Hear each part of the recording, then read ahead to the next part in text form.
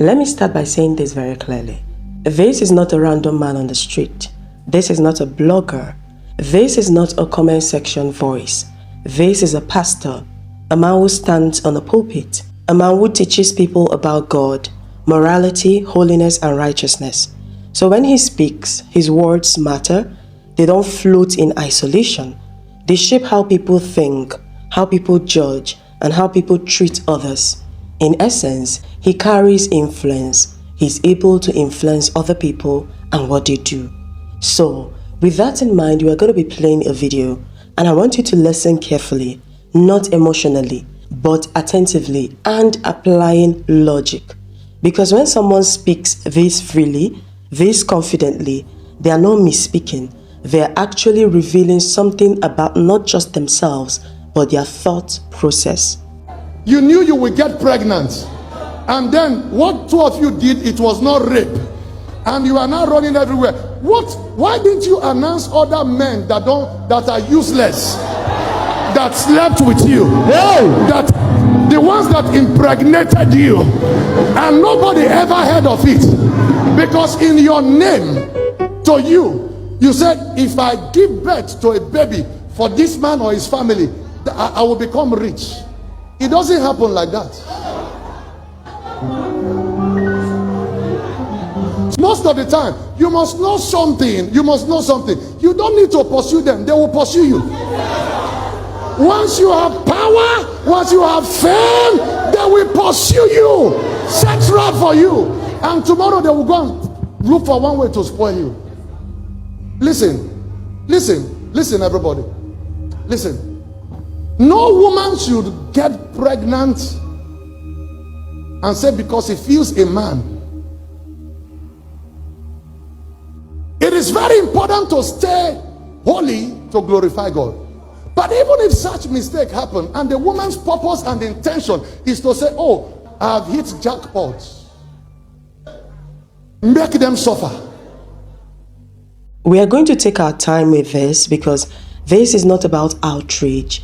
It's about understanding the kind of worldview that produces language like this in a church setting.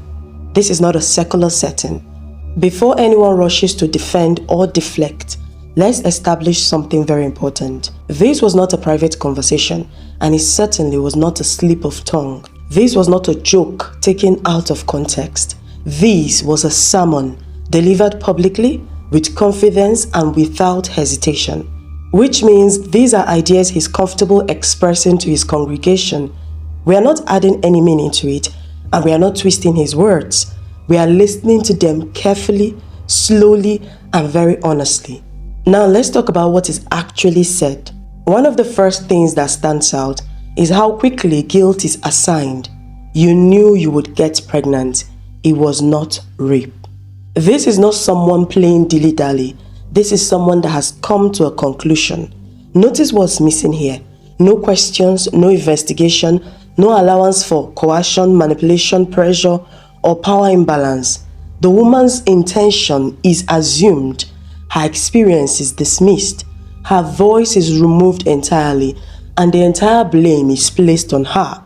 Psychologically, this tells us something important. This is a man who believes outcome defines intent. If pregnancy happened, then consent must have existed.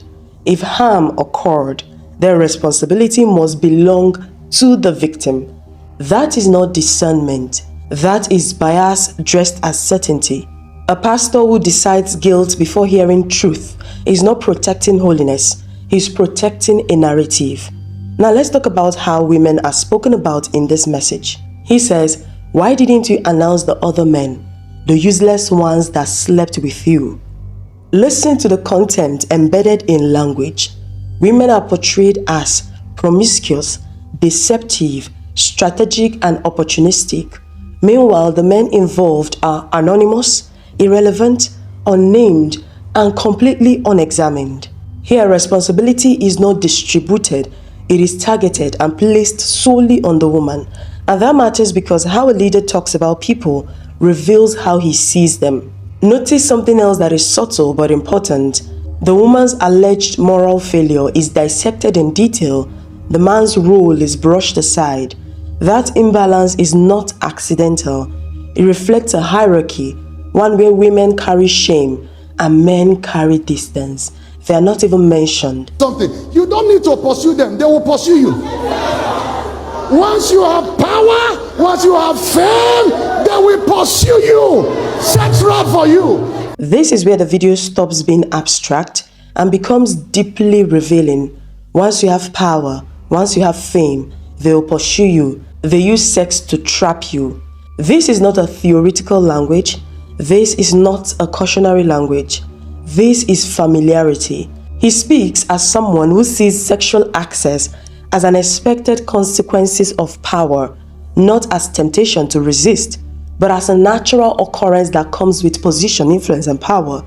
So you can imagine the story of Doris, the position the new wife will be in, and the story of others, the choir member Ebere and other women who have come forward. This was just for him. This is happening because this is who I am. So based on what he's saying, it obviously looks as though, if the allegations are true anyway, that he wasn't thinking in the line of, should I resist this? But that this is normal because I have this position. But let's move forward. Listen to the certainty. There is no moral struggle here. No sense of danger. Instead, the danger is framed as accusation, not misconduct. And he says, and tomorrow they will go and look for one way to spoil you. So the threat is not the abuse in itself. The threat is exposure. That framing tells you exactly where his sympathies lie. It is not with the wrong that has been done. This thing I'm doing is wrong. It is with being exposed. Then comes the pivot. No woman should get pregnant. It is important to stay holy to glorify God.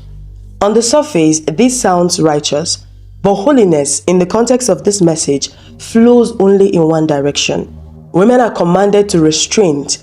Men are described as inevitable. Holiness is enforced downward, never upward. There is no call for powerful men to remove themselves from temptation, no instruction on accountability, no burden placed on authority. Holiness becomes a tool of control, not transformation. And when holiness is selective, it ceases to be holiness at all. Now we reach the most dangerous statement in the entire clip. Even if such a mistake happens, make them suffer. This is not a pastoral language. This is punitive language. There is no restoration here, no compassion, no acknowledgement of harm. And with this in mind, let me just chip in. Where does Ebere, the choir member, lie with all this? Make them suffer? I think she's in for a long thing, but let's move forward. He only talks about punishment. Suffering is not described as a tragic outcome. It is prescribed. Now, all this matters because people listen, young women listen, survivors listen, the entire congregation listens where there are men. And what are you trying to teach? What are you trying to tell people? And when a pastor speaks like this, he's not just revealing his thoughts, he's setting a moral climate. One key thing to take away is this: believe people when they tell you who they are. This is not accidental language. This was not a bad day. This is a worldview. This is how he sees things. And unfortunately, we have a new woman, Chris Okafor, in all this. But whatever the case, I wish everyone involved luck. Because I wouldn't say you were too blind to see this. If we as the public can see this, the choir mistress, other women he slept with, the new wife, they all saw it, but they decided to move forward. So whatever they get out of it, I don't know, I still feel he should be held accountable for all those things he has done, if they are true anyway. But at the same time, I can't help but say, as an adult, you need to think. When someone shows you, tells you who they are, you seriously need to believe them.